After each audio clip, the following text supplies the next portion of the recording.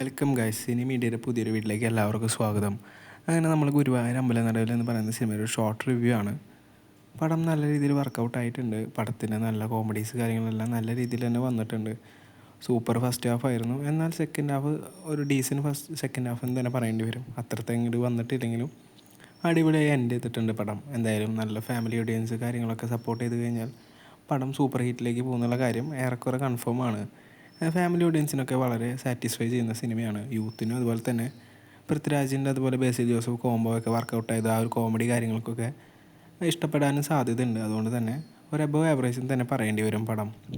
Overall നമുക്ക് പടം ഒരു 5-ൽ ഒരു 3.75 റേറ്റിംഗ് കൊടുക്കാം.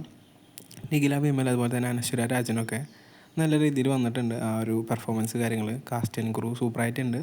ടെക്നിക്കലി വൈസ് അടിപൊളി തന്നെയാണ്. അതുപോലെ തന്നെ പഴയ പാട്ടുകൾ കാര്യങ്ങളൊക്കെ പടത്തിൽ പ്ലേസ് ചെയ്തിട്ടുണ്ട്. അതെല്ലാം നല്ല രീതിയിൽ തന്നെ വന്നിട്ടുണ്ട്. പഴയ പടത്തിലെ റെഫറൻസ് കാര്യങ്ങളൊക്കെ ഉണ്ട് ചെറുതായിട്ട്. കൂടുതൽ പറഞ്ഞാൽ അതൊരു സ്പോയിലർ ആവും. അതുകൊണ്ട് തന്നെ ഒരു ഷോർട്ട് റിവ്യൂ എന്ന നിലയിൽ അതൊക്കെ നിങ്ങൾ കണ്ട് തന്നെ എക്സ്പീരിയൻസ് ചെയ്യുക. ഓവറോൾ നിങ്ങളെ end of the day satisfy ചെയ്യുന്നൊരു പടമാണ്. നിങ്ങൾക്ക് എല്ലാവർക്കും കണ്ട് അഭിപ്രായങ്ങൾ പറയാം. എന്തായാലും എല്ലാവരും പോയി കാണാം. ഒരു നല്ല എൻ്റർടൈനർ എന്ന രീതിയിൽ ഈ ഒരു പടം നല്ല രീതിയിൽ വിജയിക്കുന്ന കാര്യം ഷുവറാണ്. എന്തായാലും വീണ്ടും മലയാള സിനിമയ്ക്ക് ഇതൊരു ഹിറ്റ് കൂടെ പിറക്കാൻ പോകുന്നു.